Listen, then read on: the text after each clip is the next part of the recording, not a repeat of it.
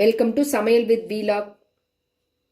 இன்னைக்கு நம்ம சேனல்ல என்ன பார்க்க போறோம் அப்படின்னு பார்த்தீங்கன்னா, வீட் மோமோஸ் எப்படி பண்ணலாம் அப்படின்னு தான் பார்க்க போறோம். அதுக்கு தேவையான பொருட்கள் என்ன அப்படின்னு பார்த்தீங்கன்னா, ஃபர்ஸ்ட் அந்த பேஸுக்கு வந்து நம்மளுக்கு கோதுமை மாவு தேவை.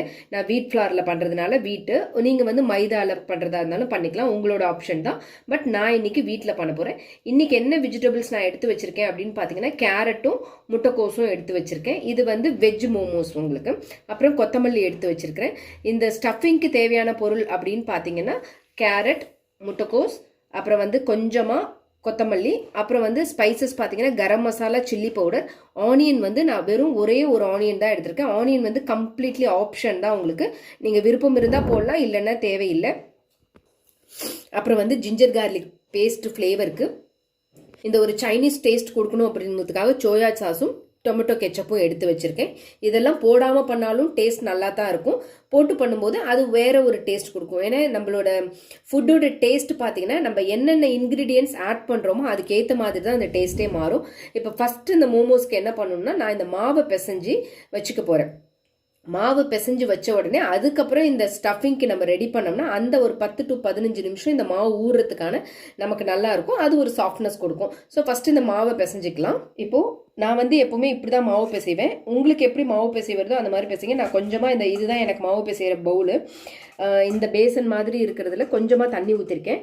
அப்புறம் தேவையான அளவுக்கு சால்ட் ஆட் பண்ணிக்கோங்க. அப்புறம் ஒரு 2 ஸ்பூன் எண்ணெய் ஊற்றிக்கோங்க. ஒரு 2 ஸ்பூன் எண்ணெய் ஊற்றிக்கோங்க. இது எல்லாமே இந்த தண்ணியிலே ஊற்றிட்டு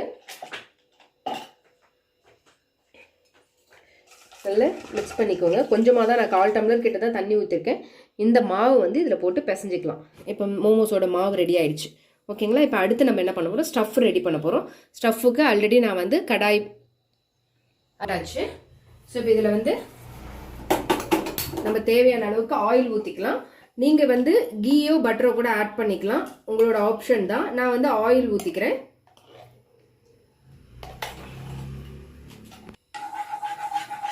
ஃபஸ்ட்டு எண்ணெய் நல்லா காஞ்ச உடனே நான் வந்து வெங்காயம் தான் ஃபஸ்ட்டு போட போகிறேன். இந்த வெங்காயம் போட்டதுக்கு அப்புறம் தான் நான் இஞ்சி பூண்டு பேஸ்ட் ஆட் பண்ணுவேன்.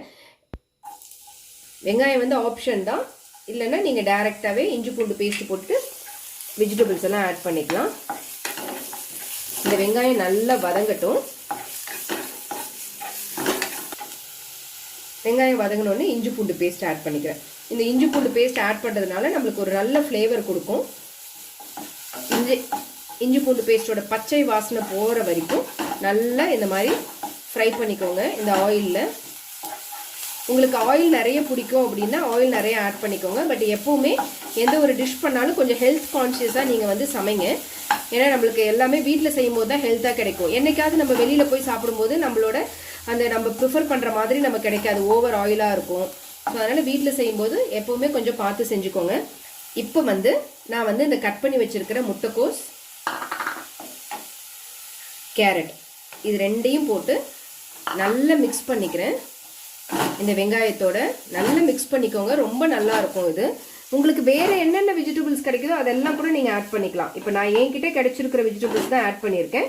நீங்கள் இதுக்கு வந்து நான்வெஜ் மோமோஸ் பண்ணுறதா இருந்தால் நான்வெஜ் கூட பண்ணிக்கலாம். நான் அதுக்கப்புறம் அந்த நான்வெஜ் ரெசிபி கூட நான் அவங்க கூட அப்புறமே ஷேர் பண்ணுறேன். இந்த முட்டைக்கோஸும் கேரட்டும் நல்லா குக் ஆன உடனே நம்ம என்ன ஆட் பண்ணணும்னா, இப்போ வந்து இந்த சோயா சாஸ் ஆட் பண்ணிக்கோங்க. அப்புறம் இந்த டொமேட்டோ கெச்சப் ஆட் பண்ணிக்கோங்க. இதெல்லாம் ஒரு ஃப்ளேவர் தான், இது இல்லாமலும் பண்ணலாம். எடுத்து வச்சிருக்கிற காரத்துக்கு எடுத்து வச்சிருக்கிற கரம் மசாலாவும் சில்லி பவுடரும் போட்டாச்சு. இப்போ உப்பு தேவையான அளவுக்கு, இந்த மசாலாவுக்கு தேவையான அளவுக்கு மட்டும் உப்பு போடுங்க. மசாலாவுக்கு தேவையான அளவுக்கு உப்பு போட்டாச்சு. இப்போ இது நல்ல ஒரு ஹாஃப் குக், ரொம்ப சீக்கிரம் குக் ஆகிடும். இது குக் ஆன உடனே நம்ம எடுத்து வச்சுட்டு மோமோஸ் ரெடி பண்ணிடலாம். பாருங்கள், இது இன்னும் நல்லா குக் ஆகட்டும். ஸோ இது குக் ஆகட்டும். இது ஒரு மூடி போட்டு மூடிட்டு நான் பக்கத்துலேயே வந்து அந்த மோமோஸ்க்கு தேவையான அந்த பேஸை வந்து திரட்டிக்கலாம். நம்ம நல்லா ரெடி ஆகிடுச்சு உங்களுக்கு. இப்போ இதில் நான் என்ன பண்ண போகிறேன் அப்படின்னு பார்த்தீங்கன்னா, எடுத்து வச்சுருக்கோம் இல்லைங்களா இந்த கொத்தமல்லி, ஃபைன் சாப்டு கொத்தமல்லி, இதை வந்து இப்போ இதில் ஆட் பண்ணி அப்படியே ஆஃப் பண்ணிட வேண்டியதான். இது ஆறிட்டும். இது நல்லா இப்போ ரெடி ஆகிடுச்சு உங்களுக்கு. ஏன்னா முட்டைக்கோஸ், கேரட் எல்லாமே சாஃப்டாக இருக்கிறது தான். கொஞ்சம் க்ரன்ச்சியாக இருந்தாலும் தப்பு கிடையாது. ஏன்னா நம்ம அதை வந்து ஸ்டீம் பண்ணும்போது இன்னும் நல்லா பாயில் ஆகிடும். காரம்லாம் கம்மியாக தான் இருக்குது ஸ்டஃபிங்கில். ஏன்னா இதுக்கு இந்த மோமோ ஈஸியாக இருக்கும், மோமோ சட்னி. ஸோ அதுக்கும் இதுக்கும் காம்பன்சேஷன் ஆகும். இப்போ இது அப்படியே வந்து இருக்கட்டும். இப்போ அடுப்பு டர்ன் ஆஃப் பண்ணிவிட்டு மாவு வந்து அந்த மோமோஸ்க்கான மாவு இருக்கு இல்லையா, இந்த மாதிரி பண்ணி வச்சுருக்கேன். ஸோ இந்த மாதிரி குட்டி குட்டியாக கட் பண்ணிவிட்டு, ஏன்னா இந்த உருண்டை வந்து மெஷர்மெண்ட்ஸ் நிறைய பேருக்கு தெரியாது. ஸோ அதனால இந்த மாதிரி நீங்கள் கத்தி வச்சு இப்படி நீட்டிட்டு பண்ணும்போது உங்களுக்கு வந்து ஓகே ஓரளவுக்கு கரெக்டாக வந்துடும். ஸோ இப்போ இது எல்லாத்தையும் நான் மோமோஸாக போட்டு காமிக்கிறேன். வீடியோ இப்போ பாருங்கள், இந்த மாதிரி டஸ்ட் பண்ணிக்கிறேன் நான். பாருங்கள், இந்த மாதிரி டஸ்ட் பண்ணிக்கிட்டு நான் வந்து இந்த மாதிரி திரட்டிக்கோங்க. ரொம்ப சின்ன சின்னதாக தான் மோமோஸ்க்கு, சப்பாத்தி அளவுக்கு பெரிய உருண்டை வேண்டாம். இந்த மாதிரி திரட்டி தனியாக வச்சுக்கோங்க. எல்லாத்தையும் இப்படி வந்து திரட்டி வச்சுருக்கேன். இங்கே பாருங்கள், தெரியுதா? மேக்ஸிமம் எத்தனை போடணுமோ அது எல்லாத்தையும் இந்த மாதிரி திரட்டி வச்சுருக்கேன். மாவு போட்டு நல்லா திரட்டி வச்சுருக்கேன். இப்போ வந்து எப்படி ஸ்டஃப் பண்ணோம் அப்படின்னு சொல்லிட்டு உங்களுக்கு காமிக்கிறேன். இப்போது இதை வந்து எடுத்து இப்படி உள்ளே வச்சுக்கோங்க. ஸ்டஃபிங் வந்து வச்சுட்டு நீங்கள் கையால் வந்து இந்த மாதிரி ஃப்ளீட் பண்ணணும். நம்ம சாரிக்கெலாம் வைப்போம் இல்லைங்களா, இந்த மாதிரி நீங்கள் அப்படியே மடித்து இப்படி மடித்து விட்டுக்கோங்க. சாரீக்கு ஃப்ளீட் வைக்கிற மாதிரியும் சரி, இல்லை நார்மலாகவே இந்த சமோசாக்கு அதுக்கெல்லாமே இந்த மாதிரி வைப்பாங்க. ஸோ இந்த மாதிரி ஒன்றோட ஒன்றா வச்சு நல்லா ப்ரெஸ் பண்ணிக்கோங்க இந்த இடத்துல. ஏன்னா அதுக்கு அப்போ தான் அது ப்ரெஸ் பண்ணலன்னா அது வந்து பிரிஞ்சிக்கும். ஸோ இப்படி பண்ணிவிட்டு இப்படி ஒரு சுற்றிட்டிங்கன்னா உங்களுக்கு வந்து பாருங்கள், இப்போ பாருங்கள் இந்த மாதிரி. இப்போ வந்து இந்த மாதிரி ரெடி பண்ணி இப்படி வச்சுக்கோங்க. இது வந்து 1 by 1 இந்த மாதிரி ஒவ்வொன்றா ரெடி பண்ணி தனியாக ஒரு பிளேட்டில் வச்சுக்கோங்க. அந்த ஸ்டீமரில் வச்சுக்கலாம்.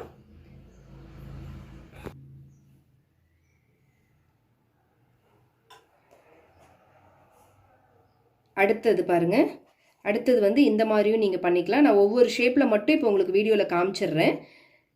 இது பிரியாது உங்களுக்கு. இப்போ இதை வந்து இதையும் இதே மாதிரி ஒன்றோட ஒன்றா இப்படி ஜாயின் பண்ணிக்கோங்க. ஸோ அப்போ வந்து ரொம்ப ஒவ்வொரு ஷேப்பில் குழந்தைங்களுக்கு நம்ம ஒவ்வொரு ஷேப்பில் கொடுக்கும்போது அவங்களுக்கு ரொம்ப பிடிக்கும் இல்லைங்களா. இந்த ஷேப்பு தான் குழந்தைங்கள வந்து அட்ராக்ட் பண்ணுறது. ஸோ இந்த மாதிரி ஒவ்வொரு ஷேப்பாக பண்ணி கொடுக்கலாம். இது வந்து இந்த மாதிரி இருக்கும் உங்களுக்கு ஷேப். இப்போ வந்து இன்னொரு ஷேப் என்னென்னா, இப்படி பண்ணிவிட்டு இந்த நாளையுமே இப்படி ஒரு பக்கெட் ஷேப் உங்களுக்கு. ஸோ இந்த மாதிரி பண்ணிவிட்டு இந்த இடத்துல நீங்கள் இந்த மாதிரி ஒரு ஃப்ளீட் மாதிரி. இந்த ஃப்ளீட் ஏன் வைக்கிறோம் அப்படின்னு பார்த்தீங்கன்னா, இந்த கோதுமை மாவும் கொஞ்சம் நல்லா இந்த இடத்துல திக்னஸ் கிடைக்கும் இந்த ஃப்ளீட் வைக்கும்போது. அப்போ வந்து உங்களுக்கு வந்து அது வந்து பிரியாமல் இருக்கும். ஸோ அதனால தான். இப்போ இந்த இடத்துலையும் இந்த மாதிரி 2 லேயரையும் எடுத்து இந்த மாதிரி ப்ரெஸ் பண்ணிட்டீங்கன்னா உங்களுக்கு நல்லா தெரியுதா பாருங்கள். இந்த மாதிரி ப்ரெஸ் பண்ணிட்டீங்கன்னா நம்ம வச்சு அந்த உள்ள ஸ்டஃபிங் வந்து நம்மளுக்கு பிரியாது. ஸ்டீம் பண்ணி எடுத்துக்கிறேன். இங்கே பக்கத்தில் அடுப்பில் தண்ணி போட்டு வச்சுட்டேன் நான். பாருங்கள், இந்த மாதிரி இதை வந்து நல்லா ஸ்டீம் பண்ணி எடுத்துக்கலாம். பாருங்கள், வீட் மோமோஸ் எவ்வளோ எக்ஸலண்ட்டாக ரெடி ஆகிருக்கு. நல்லா வெந்திருக்கு, எனக்கு நல்லா வெந்திருக்கு. உங்களுக்கு அவ்வளோ சாஃப்டாக இருக்குது பாருங்கள். இப்போ இதை வந்து எடுத்து வச்சுட்டு அடுத்த யூனிட் நம்ம போட்டுக்கலாம்.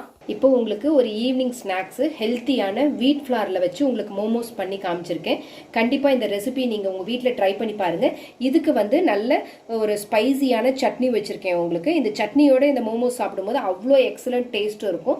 மோமோஸ் பிரியர்களுக்கெல்லாம் கண்டிப்பாக இது பிடிக்கும் அப்படின்னு நினைக்கிறேன். இது வெஜ்ஜு மோமோஸ் வீட் ஃப்ளாரில் பண்ண ரெசிபி. கண்டிப்பாக இந்த ரெசிபி உங்கள் வீட்டில் நீங்கள் ட்ரை பண்ணி பாருங்கள். ட்ரை பண்ணி பார்த்துட்டு எப்படி வந்துச்சு அப்படின்னு சொல்லிட்டு எனக்கு கமெண்ட் செக்ஷனில் கமெண்ட் பண்ணுங்கள்.